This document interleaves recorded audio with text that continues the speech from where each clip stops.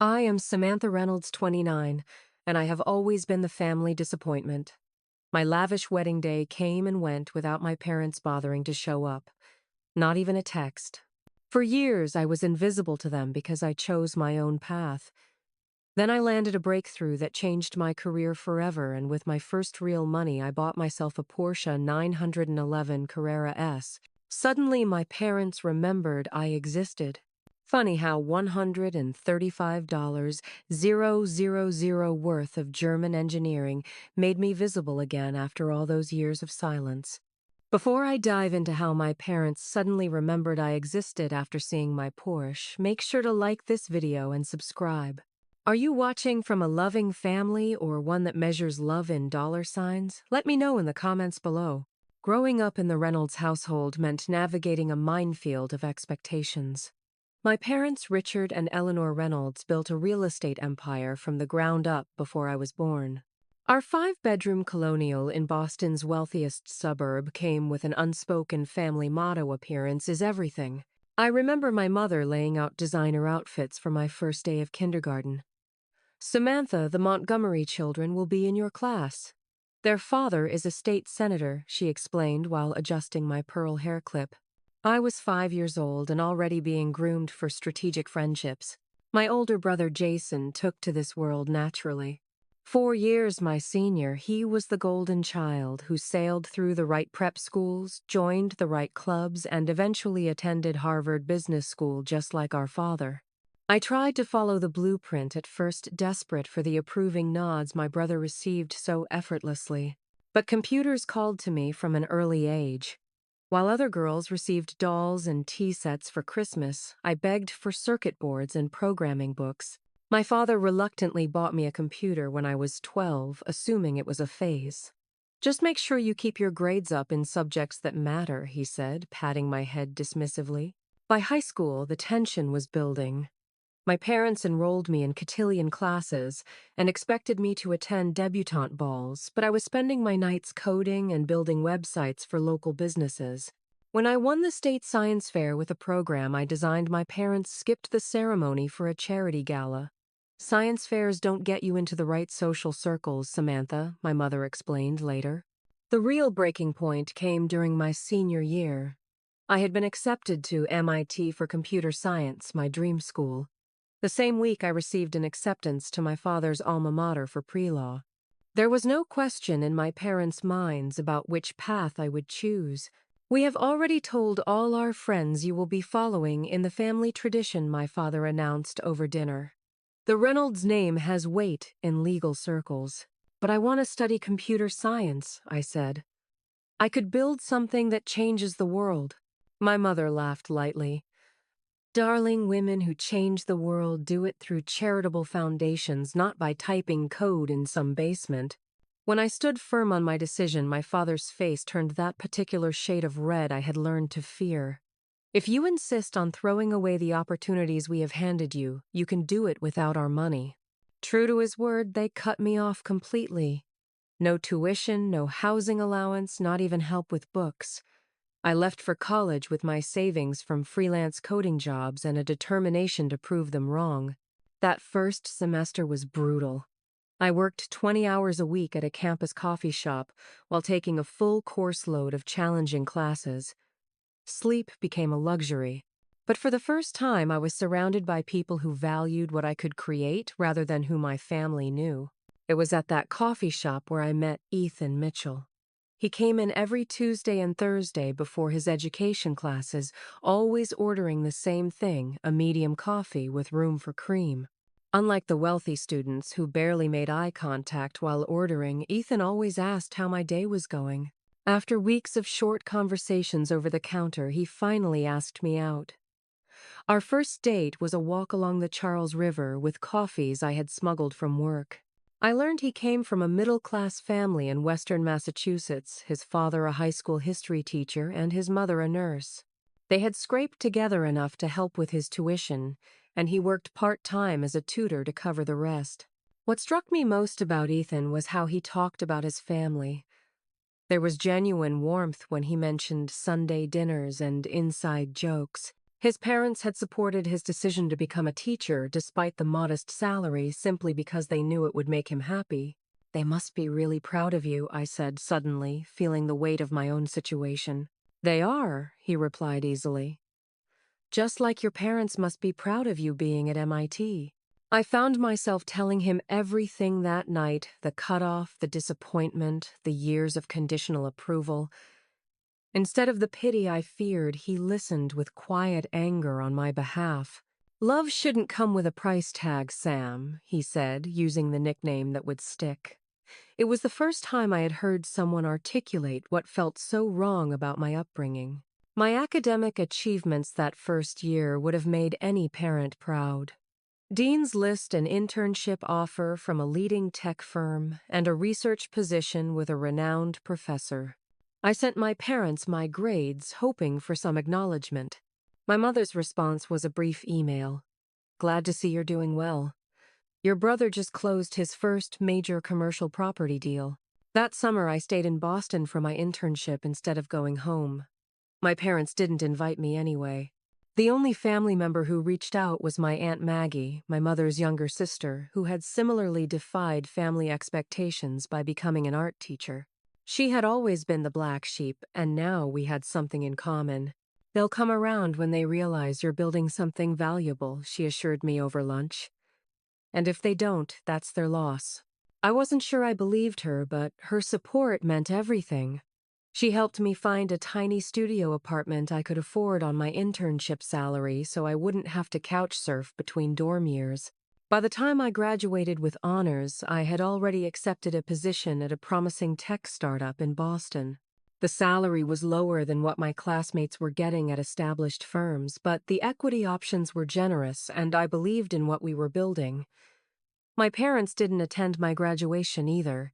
Jason sent a brief congratulatory text, the bare minimum acknowledgement from the family golden child. Standing on that campus in my cap and gown diploma in hand, I made myself a promise I would build a life so full and rich that their absence would become a footnote, not the story. The tech startup world was exactly where I belonged. Our office was a converted warehouse space in Boston's Innovation District, with exposed brick walls, standing desks, and the persistent hum of passionate people building something new. My one-bedroom apartment was just a 15-minute bike ride away, small but entirely mine. My starting position as a junior software engineer came with long hours and challenging problems. I threw myself into the work, often staying until midnight, perfecting code or fixing bugs. The company's product, a platform connecting healthcare providers with real-time analytics, had the potential to improve millions of lives. This wasn't just coding in a basement as my mother had dismissively predicted. This was building the future. 6 months in, I caught the attention of Marcus Wilson, our chief technology officer. After I debugged a particularly troublesome feature over a weekend, he called me into his glass-walled office. Most juniors would have given up after the first 12 hours, he said, leaning back in his chair. What made you stick with it? I shrugged. I knew there was a solution. I just had to find it. Marcus became my mentor after that day. Unlike my parents who saw technical skills as a curious hobby, at best Marcus recognized my potential and challenged me to grow. He assigned me to increasingly complex projects and invited me to high-level meetings where strategy was discussed.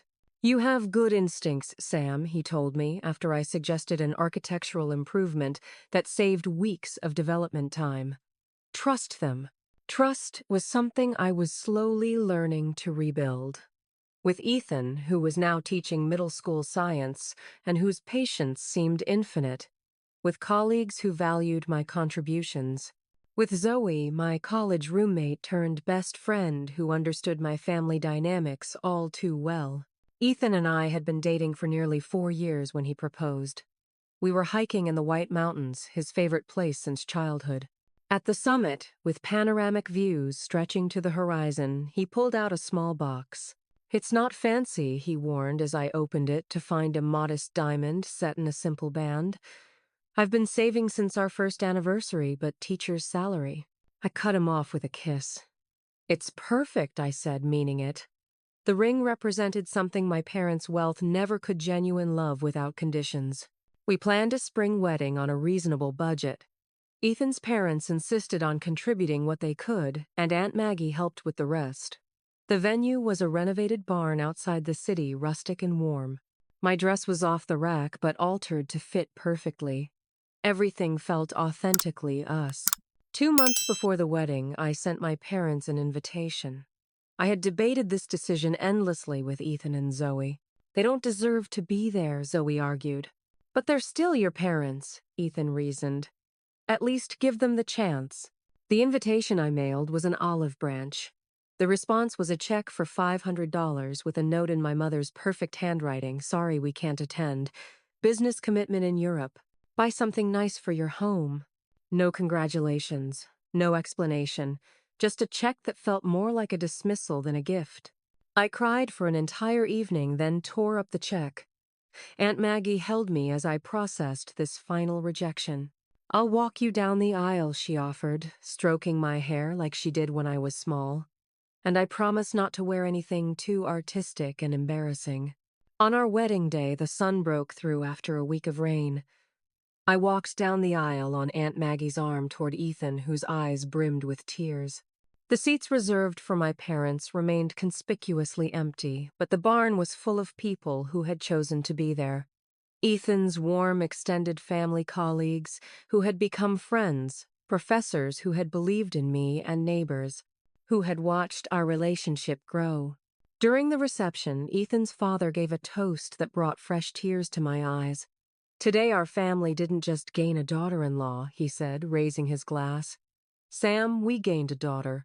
Later, as Ethan and I swayed to our first dance, I realized something fundamental had shifted within me. The ache of my parents' absence was there a dull pain beneath my ribs, but it no longer defined the moment. I was creating my own family now, one built on acceptance rather than expectations. We honeymooned in Maine, staying at a small coastal cottage. No luxury resort, just ocean views and quiet mornings. Upon our return, we moved into our apartment together, still small but now filled with wedding gifts and new shared memories. I posted wedding photos on social media, tagging my brother Jason in a few. He liked them but didn't comment. My parents, if they saw them, gave no indication. Their silence continued a void I was learning to fill with other voices. At work, I was steadily climbing. Each successful project, each problem solved, each team I led effectively became another brick in the foundation of my self-worth. I no longer needed my parents' approval to validate my choices. The evidence was all around me in my thriving career and my loving marriage and the community we were building. "You know what true success is?" Marcus asked during my third-year review, where he approved a substantial promotion. "It's creating value that wasn't there before." "By that measure, Sam, you're already more successful than most people twice your age." I carried those words with me, a counterweight to the years of disapproval. I was redefining success on my own terms, and it felt like finally being able to breathe. 4 years into my career, our startup was growing rapidly. What had begun as 30 people in a warehouse was now over 200 employees across 3 floors of a downtown office building. Our healthcare platform was being implemented in major hospital systems across the country, and we were expanding into predictive analytics. I was leading a team of 12 engineers working on our most ambitious project, yet an algorithm that could identify potential health crises before they occurred by analyzing patterns in patient data. The potential to save lives was enormous, but so were the technical challenges. For 6 months, we worked punishing hours.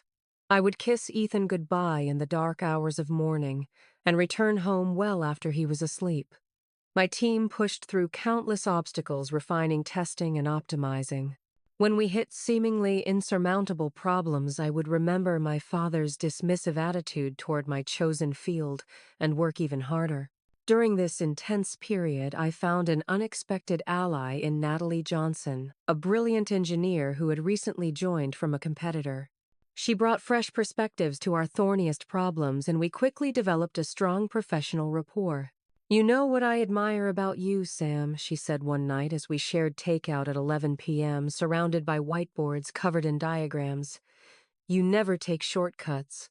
Even when no one would know the difference, you push for the right solution, not just the easy one." Coming from Natalie, whose technical skills I deeply respected, this validation meant everything. We became friends beyond work, and during one dinner with her and Ethan, I found myself sharing stories about my parents. "My dad told me I was throwing my life away," I admitted, after 2 glasses of wine. "Said I'd never amount to anything playing with computers." Natalie shook her head. "Some people can't see value unless it looks exactly like what they already understand. It's their limitation, not yours." "Still hurts, though," I said quietly. "Of course it does," she acknowledged. "But look at what you've built because you trusted yourself instead of them." Her words stayed with me during the final push on our project. After countless iterations and refinements, we launched the predictive module. Within weeks, we had our first success story, a patient in Cleveland whose subtle indicators had triggered our system, leading to early intervention for a condition that might otherwise have been fatal. That single case validated everything. In celebration, our CEO called an all-hands meeting where he shared the patient's story with privacy details removed and recognized our team's contribution. Standing there, receiving applause from the entire company, I felt a sense of professional fulfillment that transcended any approval my parents could have given me. But the real breakthrough came a month later. Google Health, impressed by our platform's capabilities, made an acquisition offer that stunned everyone. The number was nearly $1 billion, far beyond even our most optimistic valuations. As a founding engineer with substantial equity, I was about to become wealthy. Not just comfortable, but genuinely rich. The day the acquisition was announced, champagne flowed freely in the office. Marcus pulled me aside, clinking his glass against mine. "Remember when I hired you, I told the CEO then that you'd help build something valuable. I just didn't realize how valuable." Later that evening, I sat with Ethan at our kitchen table, still processing the news. So he said, studying my face carefully, "How does it feel to be a millionaire?" The figure on the equity statement was surreal, just over $4 million after taxes. More money than I had ever imagined having. "Honestly, I'm terrified," I admitted. "What if this changes everything? What if I become like them?" Ethan reached across the table and took my hand. "Sam, money doesn't change who you are. It just amplifies it. You've spent years building compassion, work ethic, and integrity. That doesn't disappear because your bank account got bigger." We spent that night making plans. Most of the money would go toward investments and our future, a modest house in a good school district, college funds for children we hope to have, retirement accounts. We also decided to establish a scholarship for low-income students studying computer science, especially those cut off from family support like I had been. But Ethan said with an uncharacteristic gleam in his eye, "You should get yourself something too. One thing you've always wanted." I knew immediately what that would be. Since childhood, I had been fascinated by Porsche sports cars. My father owned a succession of luxury vehicles, Mercedes, sedans, Range Rovers, even a Bentley, but he had once dismissed my admiration of a 911 we saw at a car show. "Those are toys for men who actually built something, Samantha. Not for girls playing pretend." The next day, I visited a Porsche dealership. Not to prove anything to my father, I told myself, but to fulfill that childhood dream on my own terms. The 911 Carrera S in deep metallic blue called to me immediately. The salesperson, to his credit, didn't bat an eye at a young woman in jeans purchasing a $135,000 vehicle. When I signed the papers, I felt a complex mix of emotions, pride in what I had accomplished, satisfaction in this tangible reward, but also a nagging awareness of how my parents would interpret this purchase if they knew about it. When the keys were placed in my hand, I pushed those thoughts away. This car represented my journey, not their approval. I had built something valuable, something that helped people. And now I had the freedom to choose what success looked like for me. As I pulled out of the dealership, the engine's purr was the sound of independence. Ethan was waiting at home, ready to celebrate this milestone with me, no questions asked about whether I deserved it or had earned it in the right way. That, I realized, was the true luxury. The evening I planned to take Ethan to dinner in my new Porsche was unseasonably warm for Boston in early spring. The sky was that perfect shade of twilight blue, and the car handled like a dream as I navigated through the city toward our favorite restaurant in Cambridge. Amari's was nothing fancy, a family-owned Italian place we had discovered during college, but their homemade pasta and warm atmosphere made it special to us. I had called ahead to reserve our usual corner table and was looking forward to a rare night out after months of intense work. The restaurant shared a small parking lot with several other businesses. As I pulled in, scanning for an open space, the distinctive sound of the Porsche's engine turned heads. I found a spot near the back and was just stepping out when I heard a familiar voice. "Samantha, is that you?" I froze, one foot still in the car. Standing a few spaces away were my brother Jason and his wife Rebecca, both looking at me with undisguised surprise. I hadn't seen Jason in over 2 years, not since a stilted coffee meeting where he had tried to mediate between our parents and me, ultimately taking their side, as he always did. Rebecca, who came from a family similar to ours in both wealth and values, had always regarded me with thinly veiled disapproval. "Hi, Jason, Rebecca," I said, straightening up and closing the car door. The solid thunk echoed in the suddenly awkward atmosphere. Jason stepped forward, his attention clearly fixed on the car. "This is yours?" he asked, gesturing toward the Porsche. "Yes. Just picked it up yesterday," I replied, trying to keep my voice casual despite the tension building in my chest. "It's beautiful," he said, walking around to admire it. 911 Carrera S, right? Must have set you back at least $130,000. Of course, he would immediately calculate the cost. In my family, everything was quantified by its price tag. Rebecca approached designer purse swinging from her arm. "I didn't realize teaching paid so well these days," she said, with a thin smile, referring to Ethan's profession with her usual touch of condescension. "It doesn't. But my company was acquired by Google last month." The words came out more defensively than I intended. Jason's eyebrows shot up. "Google, that startup you were with?" Seriously. The genuine shock in his voice was almost satisfying. For years, he had echoed our parents' dismissal of my career choice as a temporary diversion before I got serious. "Yes, seriously. I led the engineering team that developed our core technology." "That's impressive," Jason admitted, reaching for his phone. "Dad was just talking about Google's acquisition strategy the other day. He'll want to hear about this." Before I could object, he was dialing. I stood there in disbelief, watching my brother excitedly tell our father about running into me in my brand new Porsche. I could hear my father's voice faintly through the speaker, asking questions about the car and the acquisition. Not once did I hear him ask how I was doing. After a brief conversation, Jason handed me the phone. "Dad wants to talk to you." With reluctant fingers, I took it. "Hello, Father." "Samantha," my father's voice was warm in a way I hadn't heard directed at me in years. "Jason tells me you've done quite well for yourself. A Porsche, no less, and this Google business sounds substantial." "Yes, the acquisition closed last month. My team developed the technology they were interested in." "Well, well," he said, and I could almost see him recalculating my worth in his mind. "Your mother and I would love to hear all about it. Why don't you come to dinner this Sunday? It's been too long." Too long. As if the years of silence had been a mutual decision rather than their deliberate exclusion. "I'll have to check with Ethan," I said, mentioning my husband pointedly. A slight pause. "Yes, of course. Bring him along." The afterthought was obvious. When the call ended, I handed the phone back to Jason, feeling slightly dazed. 6 years of silence broken because of a car. "So Sunday dinner," Jason confirmed. "Mom will be thrilled. She was just saying the other day how much she misses you." The convenient revision of history was so familiar it almost made me laugh.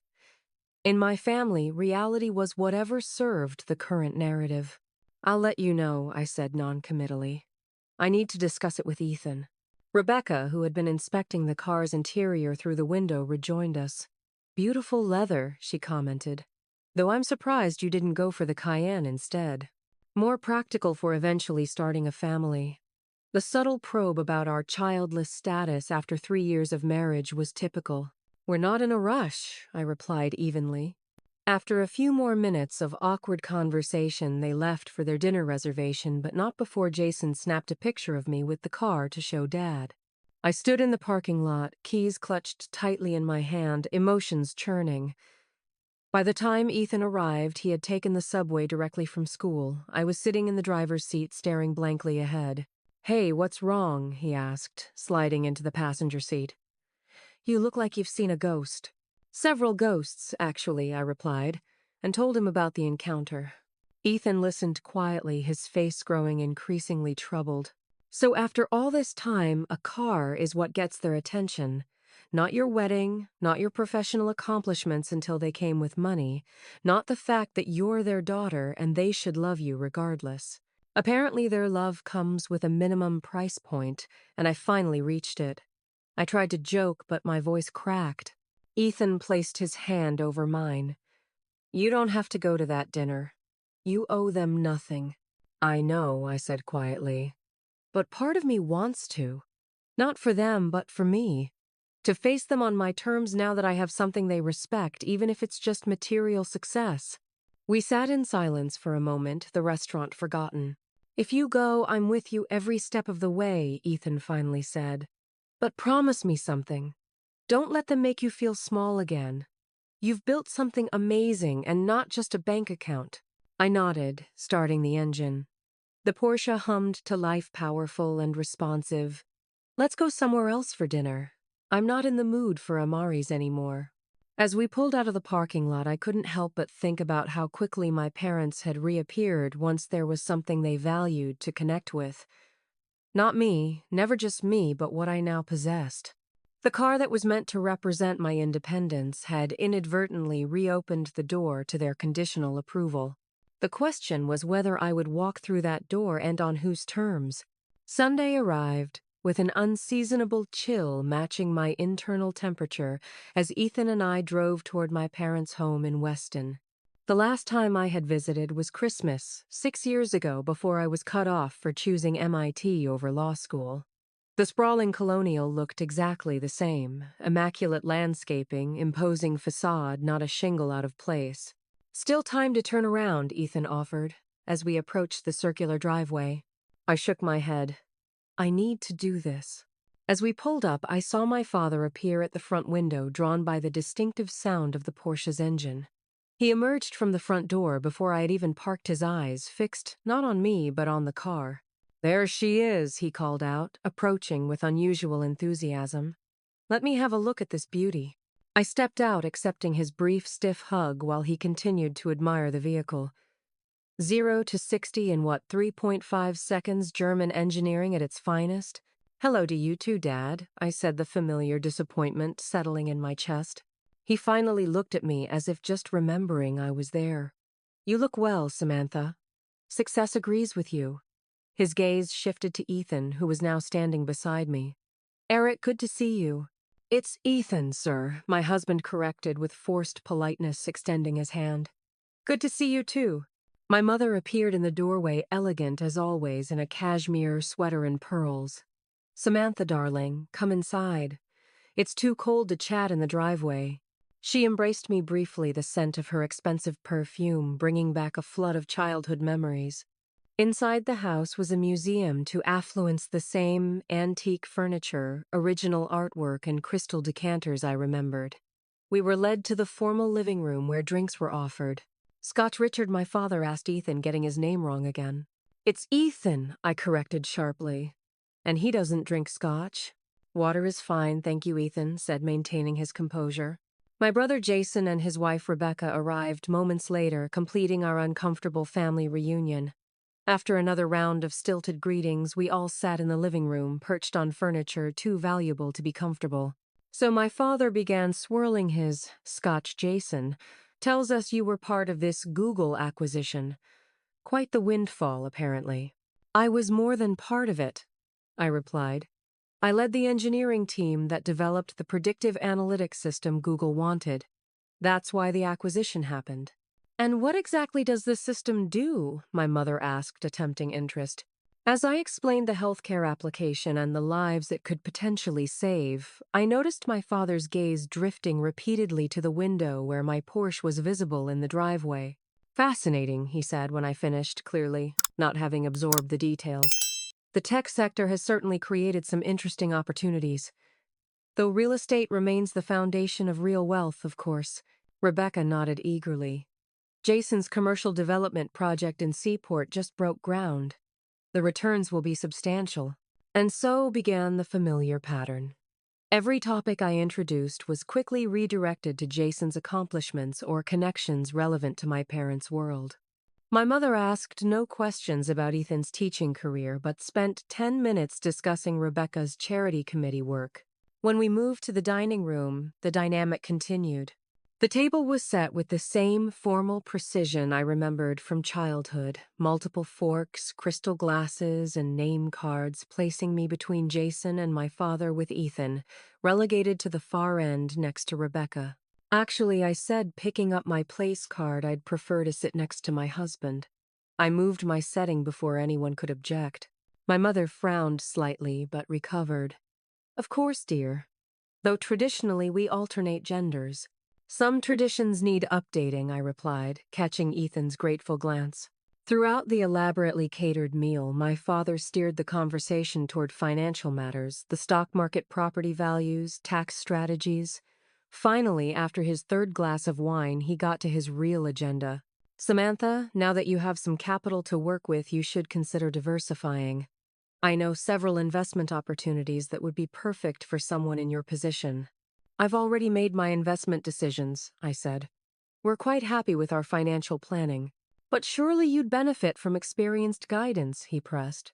These tech fortunes can disappear as quickly as they appear. My mother joined in. And you should meet the Hartley's son, William. He manages a hedge fund in New York, very successful. About your age, recently divorced. I nearly choked on my wine. Mom, I'm married. To Ethan. He's sitting right here. She waved a dismissive hand. I'm talking about networking, darling. In our circles, it's important to cultivate the right connections. Ethan maintained his dignified silence, though I could see the tension in his jaw. He had promised to let me handle my family my way, and he was keeping that promise despite the repeated slights. The breaking point came during dessert when my father leaned forward with what he clearly thought was his most compelling offer. You know that Porsche's lovely, but if you're interested, I know someone at the Bentley dealership. Much more prestigious. I could make a call tomorrow. Something snapped inside me. 6 years of silence, missing my wedding, dismissing my career and husband, all forgiven and forgotten because they thought I now had money. And not even because of what I had built or achieved, but because of what I could buy with it. No, thank you, I said quietly, placing my napkin on the table. I'm perfectly happy with my car. Just a thought, my father shrugged. The Bentley makes a statement. And what statement would that be? I asked, my voice deceptively calm. That I need to trade up to something more prestigious to be worthy of your attention. The table fell silent. Samantha, my mother, began her tone, cautioning. No, let's be honest for once, I continued. You didn't speak to me for 6 years. You didn't come to my wedding. You've deliberately mispronounced my husband's name all evening. But now that I have money and a nice car, suddenly I'm invited to Sunday dinner. My father's face darkened. We always wanted what was best for you. No, I said firmly. You wanted what would reflect best on you. There's a difference. We gave you every advantage, my mother interjected. The best schools, connections, opportunities many would envy. You gave me things, I corrected her. But when I needed support, understanding, or simply your presence at the most important day of my life, you were absent. My father's patience visibly thinned. You chose to reject our guidance. What did you expect? I expected love. I said the words hanging in the air. Unconditional love. The kind most parents give, without requiring their children to follow an approved life script. Jason shifted uncomfortably. Sam, they were just concerned about your future. My future turned out fine without their approval, I replied. What hurts is realizing that even now it's not me you're interested in. It's what I represent now that I have money. If I had shown up in a Toyota instead of a Porsche, would I be sitting at this table? The silence that followed was answer enough. I stood Ethan immediately rising beside me. Thank you for dinner, but we should go. Samantha, you're being dramatic, my mother said, her voice tight. We're trying to reconnect with you. No, you're trying to connect with my bank account, I replied.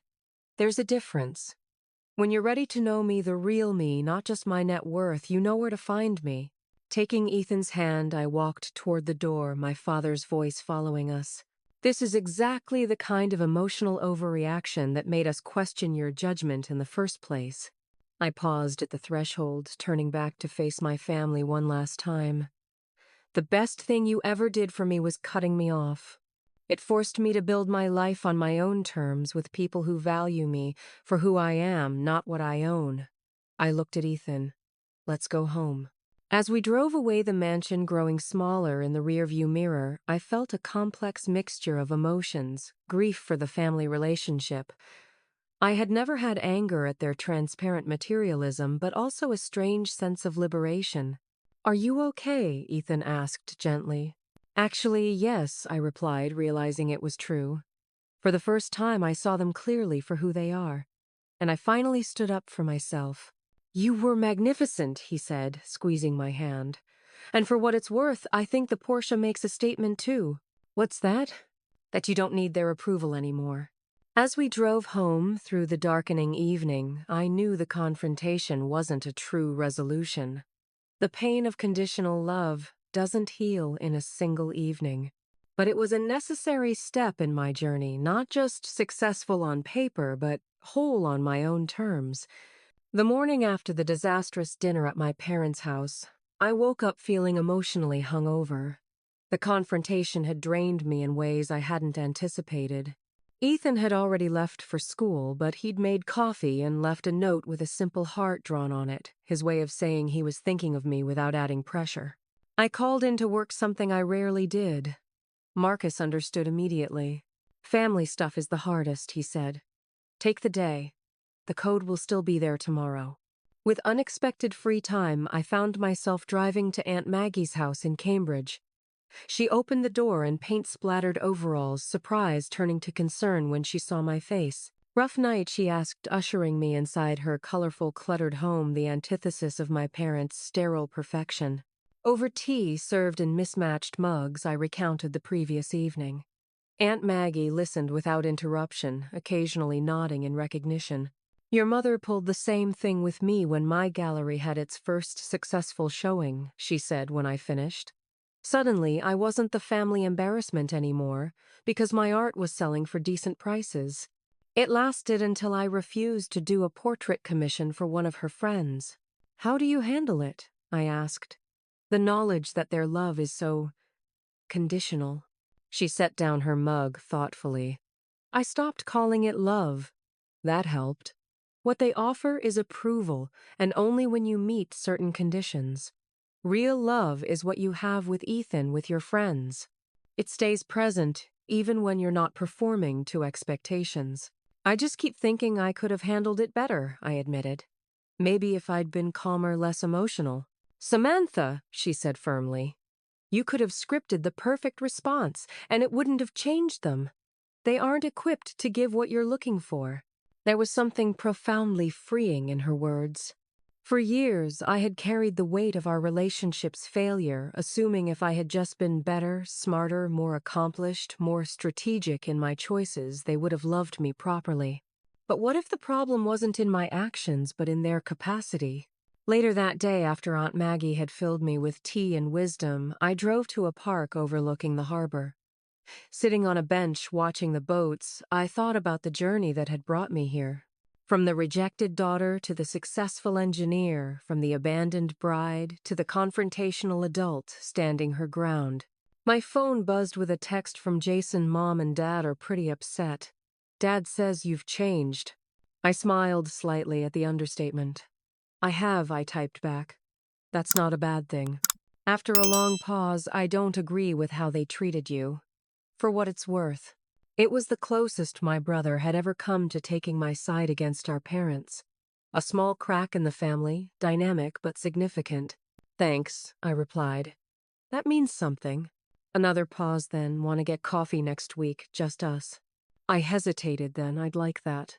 When Ethan came home that evening, I had achieved a strange sense of calm. We sat on our small balcony with takeout Thai food, watching the city lights come alive. I've been thinking, I said. Maybe this was necessary, seeing them again, having it go badly, confirming that it wasn't just in my head. Ethan nodded. Closure has value. It's not even closure exactly, I tried to explain. More like permission to stop trying. To accept that what I've built without them is enough. More than enough, he corrected gently. The next few weeks brought unexpected developments. Jason and I did meet for coffee, an awkward but honest conversation, where he admitted feeling trapped in our parents' expectations. You escaped, he said with uncharacteristic vulnerability. I'm still trying to earn their approval every day. At work, I found myself being treated differently by some colleagues. Word of my windfall from the acquisition had spread, and I noticed certain people becoming more deferential, more eager to align themselves with me. It reminded me uncomfortably of my parents' sudden interest. During a team meeting, I caught Natalie watching me with concern as a senior manager who had previously ignored my input, now enthusiastically endorsed my ideas. This is weird, right? I asked her afterward. Money changes how people see you, she confirmed. Not who you are, but definitely the lens they view you through. How do I know who's genuine? She smiled. The same people who were there before the money. They're your real circle. That circle became increasingly important as I navigated my new reality. Zoe, who teased me about the Porsche but treated me exactly the same as when we were broke college students. Marcus, who continued to challenge my ideas and push me professionally without regard for my bank account. Ethan, whose love remained constant through every phase. And surprisingly, Aunt Maggie, whose relationship with my mother had been strained for decades, received an unexpected olive branch, an invitation to lunch. She called me immediately after. She spent the first 20 minutes showing pictures of Jason's new house, Aunt Maggie reported. But then she actually asked about my upcoming exhibition. I nearly fell off my chair. Progress, I asked skeptically. Microscopic, she replied. But she did say something interesting. She said she's been thinking about different measures of success lately. I recognized this for what it was, not an apology or even an acknowledgement of wrongdoing, but perhaps the tiniest indication that my confrontation had made some impact. That evening, a package arrived at our apartment. Inside was a silver frame containing a professional photo from our wedding, Ethan and me laughing under a shower of rose petals. The note read simply, "Found this while organizing. Thought you might want it. Mom." 3 years too late, minimal effort, no acknowledgement of their absence on the day itself. And yet, it was more than I had received before. What do you think I asked Ethan, showing him the frame? He studied it thoughtfully. I think it's the bare minimum. And I think you get to decide if that's enough to build on or not. The truth was, I didn't know yet. The hurt ran deep, and one picture couldn't erase years of conditional love. But as I placed the frame on our bookshelf, I felt something shift slightly. Not forgiveness exactly, but perhaps the possibility of a new understanding. One where I engaged with my parents from a position of strength rather than need. That night, I wrote a brief, polite thank you note for the picture. No gushing gratitude, no pretense that all was forgiven, but also no rejection of the small gesture. It was a boundary I was setting. I would acknowledge positive steps without abandoning the truths I had spoken at dinner. As I sealed the envelope, I realized I was no longer defining myself in opposition to my parents or seeking their approval. I was simply being authentic to the woman I had become, successful on my own terms, surrounded by genuine love, and finally learning to separate my worth from their validation. The weeks following the confrontation with my parents unfolded in unexpected ways. 3 days after I sent the thank you note for the wedding picture, a large package arrived at our apartment. Inside was an extravagant crystal vase from Tiffany's with a note, "For your new home, love Mom and Dad." There was no acknowledgement of our argument, no mention of the issues I'd raised, just an expensive gift as if throwing money at the problem would make it disappear. It was their familiar pattern, substituting material objects for emotional engagement.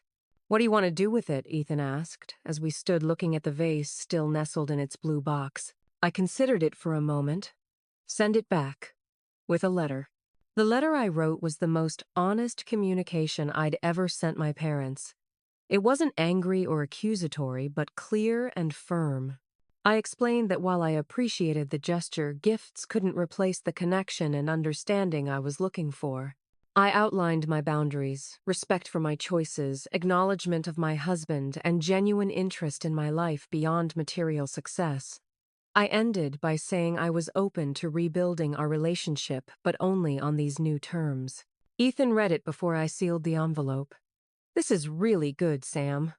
Compassionate but strong." "Do you think they'll understand it?" I asked. "I don't know," he answered honestly. "But it's not just for them. It's for you too." He was right. Writing the letter had been therapeutic, a way of articulating what I needed without the charged atmosphere of face-to-face confrontation. I sent it along with the returned vase the next day, feeling lighter. The response came not from my parents directly, but through Aunt Maggie, who called a week later. "Your mother showed me your letter," she said. "I think you actually got through to her at least a little." She seemed reflective. "Reflective or offended?" I asked skeptically. "Both, probably," Aunt Maggie admitted.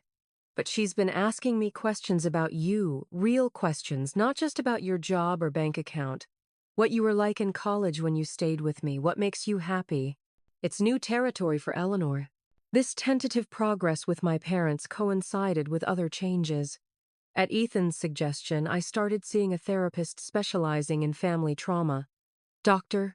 Levine helped me recognize patterns I had internalized from my upbringing, the tendency to tie my self-worth to achievement, the constant drive to prove myself, the difficulty accepting help or showing vulnerability. "You rejected your parents' value system," she observed during one session, "but you're still operating within its framework. Success for you might look different than for them, but you're equally driven by it." Her words struck home. Even in rebellion, I had been defined by their standards, measuring myself against what they valued, just using different metrics. Through therapy, I also connected with a support group for adult children of narcissistic parents. Sitting in a circle with others whose experiences mirrored mine was revelatory. These strangers understood aspects of my childhood that even Ethan, with all his empathy, couldn't fully grasp: the subtle manipulations, the conditional approval, the impossible standards. "I keep waiting for my real accomplishments to finally be enough for them," admitted one woman whose parents had dismissed her PhD as settling. "They'll never be enough," replied an older man gently, "because it was never about your accomplishments. It was about maintaining their control." This perspective helped me process my parents' sudden interest after seeing the Porsche. It wasn't just materialism. It was also about regaining influence in my life, now that I had something they valued. My friendship with Natalie deepened during this period of reflection. Over lunch one day, I shared some insights from therapy. "My parents made me feel like I was only as valuable as my last achievement," I explained. "I'm trying to unlearn that now." She nodded thoughtfully. "My family was similar, just with different expectations. For them, it was about preserving our cultural traditions, making the right connections. When I decided to pursue engineering instead of medicine, my mother didn't speak to me for months. "How did you move past it?" I asked. "I stopped trying to convince them I was right and started building a life that felt right to me," she said. "Eventually, they had to decide whether they wanted to be part of that life or not. Some days they do, some days they don't." I had to accept that their limitations aren't my responsibility. Her words stayed with me as Ethan and I made decisions about our future. With our newfound financial security, we began looking for a house not in the affluent suburbs where I grew up, but in a diverse artistic neighborhood with strong public schools. We wanted a home filled with warmth and acceptance, the opposite of the showplace I had been raised in. We also discussed starting a family conversations that inevitably raised questions about what kind of parents we would be. I worry sometimes, I confessed one night. What if I don't know how to love unconditionally because I never experienced it from my parents? Ethan took my hands in his. You already love unconditionally. I see it in how you mentor junior engineers at work, in how you've stood by Zoe through her divorce, in how you care for me. You know what love looks like, Sam. You've been practicing it all along. His faith in me was steadying a constant in the shifting landscape of my family relationships. A month after I returned the vase, my parents reached out directly. The email was brief but significant. We've been thinking about what you wrote. Perhaps we could try again with dinner, your terms this time.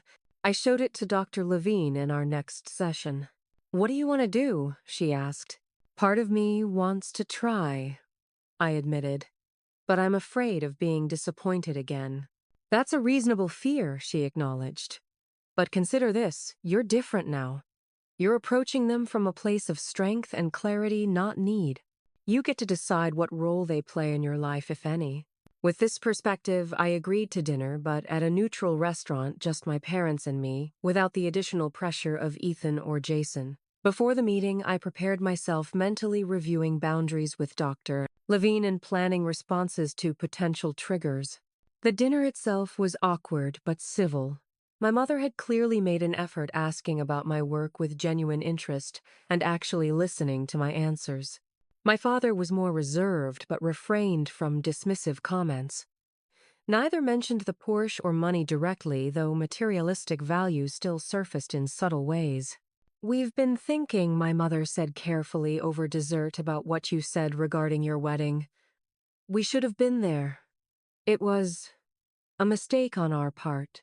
It wasn't quite an apology, but coming from Eleanor Reynolds, it was unprecedented.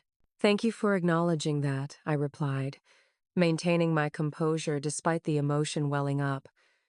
It hurt very deeply. My father cleared his throat. We had certain expectations for your life. When you chose differently, we overreacted. Again, not quite taking responsibility, but a small step. I need you to understand something, I said, meeting his gaze directly. I'm proud of the life I've built. Not because of the Google acquisition or any material success, but because I've stayed true to myself and surrounded myself with people who value me completely. If you want to be part of that life, I'd welcome it, but only with mutual respect. The conversation that followed was the most honest we'd ever had. There were uncomfortable moments and old patterns that emerged, but also genuine attempts to understand each other. We parted with no dramatic reconciliation, but with a tentative agreement to continue talking. As the holidays approached, we negotiated a brief visit to their home brunch rather than a full day with Ethan included. My mother made a point of asking him about his teaching and addressing him by his correct name throughout.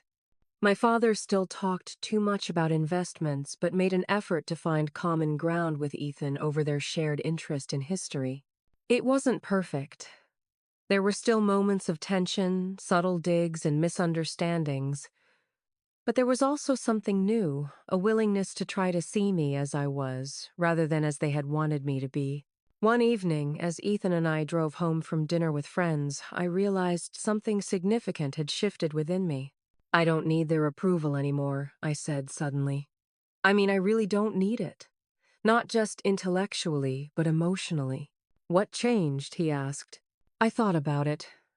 I think I finally believe in my own value, not because of what I've accomplished or acquired, but just because of who I am. And once I truly believed that their opinion lost its power, this internal shift manifested in a surprising external decision. 6 months after purchasing the Porsche, I sold it. Not because I didn't enjoy it, but because I realized I didn't need it as a symbol anymore. We used the money as the cornerstone of a foundation to provide technology education for underprivileged students. When I told my parents about selling the car, my father was predictably baffled. But it was a perfect vehicle. Why would you get rid of it? Because it had served its purpose, I replied simply. And now I'm choosing something that matters more to me. His confusion was telling. He still couldn't quite comprehend choices that prioritized meaning over status. But for the first time, I didn't need him to understand. I was comfortable in my decisions, confident in my values, and at peace with the parents I had, rather than the ones I had wished for. The healing wasn't complete, and perhaps it never would be entirely.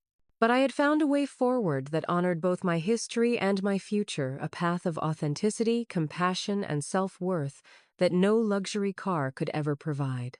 1 year after the Porsche incident, Ethan and I hosted a housewarming party in our new home, a comfortable 4-bedroom craftsman with a backyard garden and a dedicated office space for my remote work days. It wasn't in the exclusive neighborhoods my parents considered acceptable, but it was perfect for us, walking distance to Ethan's school filled with natural light and, most importantly, warm and welcoming. As I arranged a tray of appetizers in the kitchen, I caught sight of an unusual tableau in our living room. My mother was engaged in what appeared to be a genuine conversation with Aunt Maggie, both of them laughing at something Zoe had said. My father stood somewhat awkwardly with Ethan and Marcus, listening more than talking, for once a small miracle in itself. The past year had brought gradual, imperfect progress in our family relationships. There had been setbacks, a tense Easter dinner where my father questioned the financial sense of Ethan's career, a phone call with my mother that devolved into familiar patterns of criticism. But there had also been moments of connection I wouldn't have thought possible before: my father asking sincere questions about my work, my mother sending thoughtful rather than expensive birthday gifts, both of them making visible efforts to respect the boundaries I had established. Natalie joined me in the kitchen, helping arrange cheese on a platter. "Quite the diverse crowd you've assembled," she observed. "Family, friends, colleagues, all in one room. Brave." I smiled. A year ago, I couldn't have imagined this. I would have kept those worlds completely separate. And now? Now I realize I don't need to compartmentalize my life anymore. The people who matter accept all of me, not just the parts that fit their expectations. This integration extended beyond social gatherings. I had found a new balance in my professional life as well. After the acquisition, I had stayed with Google, but negotiated a role that allowed me to continue developing healthcare applications while mentoring younger engineers. The position came with less pressure and more flexibility, a deliberate choice to prioritize well-being over constant achievement. Ethan, too, had found new fulfillment using some of our financial stability to create an innovative science program at his school, focusing on students who might not otherwise have access to advanced equipment and opportunities. Watching him flourish in this role, passionate and purposeful, confirmed what I had always known: that success measured in impact rather than income was infinitely more satisfying. As the party progressed, I found myself on the patio with Jason, who had arrived late without Rebecca. They were separating, he confided, after years of a marriage built more on social compatibility than genuine connection. "I kept thinking about what you said," he admitted, staring into his drink. "About building a life that feels right to you, not just one that looks right to others. I realized I've never done that." "It's never too late," I told him, thinking of my own journey. "Maybe," he said. "But it's harder when you've spent 34 years trying to be someone else." His vulnerability was new and tentative, but real.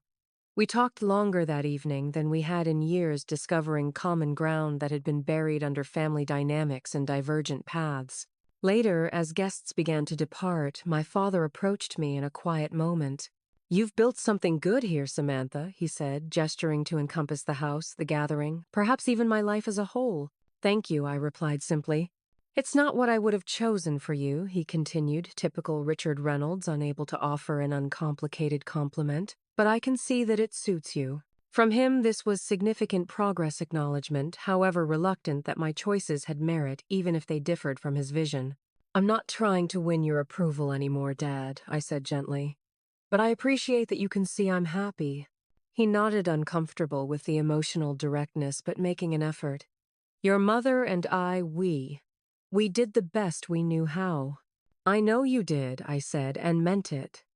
Therapy had helped me understand that my parents' conditional love stemmed from their own limited emotional resources and warped values, not from a lack of caring in their way. Understanding didn't excuse the pain they had caused, but it helped me contextualize it. After the last guest departed, Ethan and I sat on our porch swing, watching fireflies appear in the gathering dusk. "Successful party," he observed, "though I'm pretty sure your dad was horrified by our decision to go with IKEA bookshelves." I laughed. Baby steps. A year ago, he wouldn't have entered a house with IKEA furniture. True progress, Ethan agreed with mock solemnity. We sat in comfortable silence, his arm around my shoulders, the evening air soft against our skin. "We should talk about the foundation," I said eventually. The educational initiative we had started with the Porsche money had grown significantly, attracting additional donors and partners. "Marcus thinks we could expand to 5 more schools by next fall." "I'd like that," Ethan replied. "The impact we're seeing already is incredible. Those kids remind me of you, brilliant minds that just need the right opportunities." The comparison warmed me. Using our resources to create chances for others felt right in a way that acquiring status symbols never had. The Porsche, which had once seemed so important, both as a personal achievement and as bait for my parents' attention, now seemed almost trivial compared to watching young people discover their potential. 2 weeks after the housewarming, I received an email from my mother with an attachment, a scanned newspaper clipping from 1995 showing me at age 10 receiving an award at a regional science fair. I had no memory of her or my father attending that event, but the photo clearly showed my mother standing proudly in the background. "Found this while organizing old papers," her message read. "You were always exceptional even then. Perhaps we should have paid more attention to what truly interested you." It was the closest thing to an admission of regret I had ever received from her. Not quite an apology, but an acknowledgement that they had missed something important. I saved the email but didn't respond immediately, giving myself time to process the complex emotions it evoked.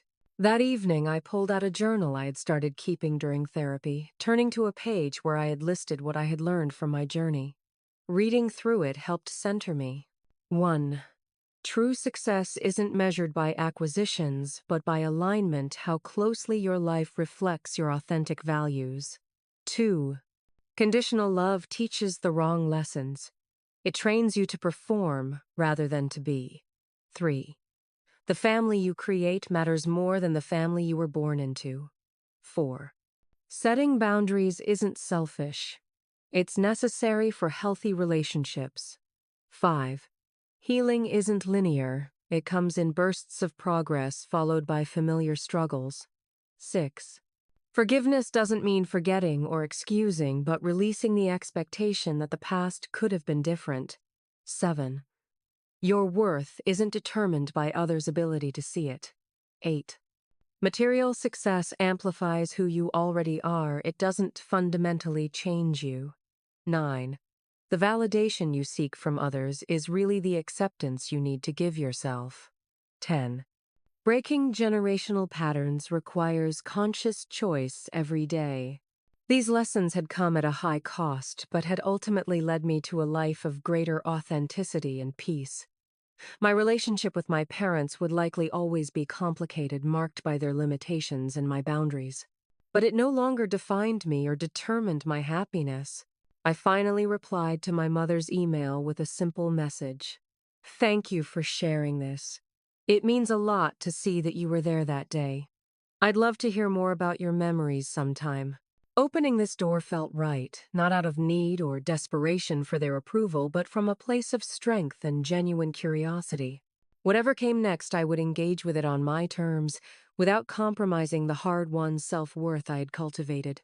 3 days later, Ethan and I received news that would begin a new chapter in our journey. We were expecting our first child.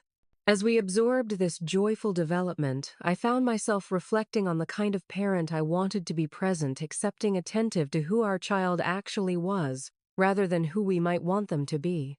We're going to make mistakes, Ethan acknowledged as we discussed our hopes and fears. All parents do. But they'll be our mistakes, I replied, not the ones that were made with us. And that perhaps was the most valuable insight from my entire journey, that we have the power to recognize harmful patterns without repeating them to take what was broken and create something better. Not perfect, but intentional. Not flawless, but authentic.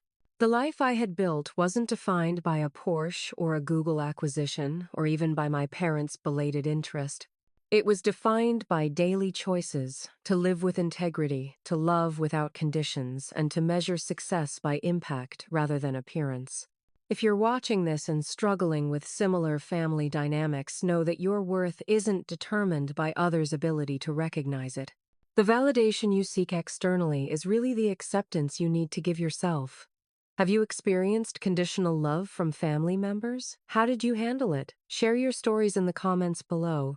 And if this resonated with you, please like this video and subscribe to join our community of people supporting each other through similar journeys. Remember, the family you create, whether through blood, marriage, or friendship, can provide the unconditional love you deserve. Thank you for listening to my story, and I wish you strength in writing your own.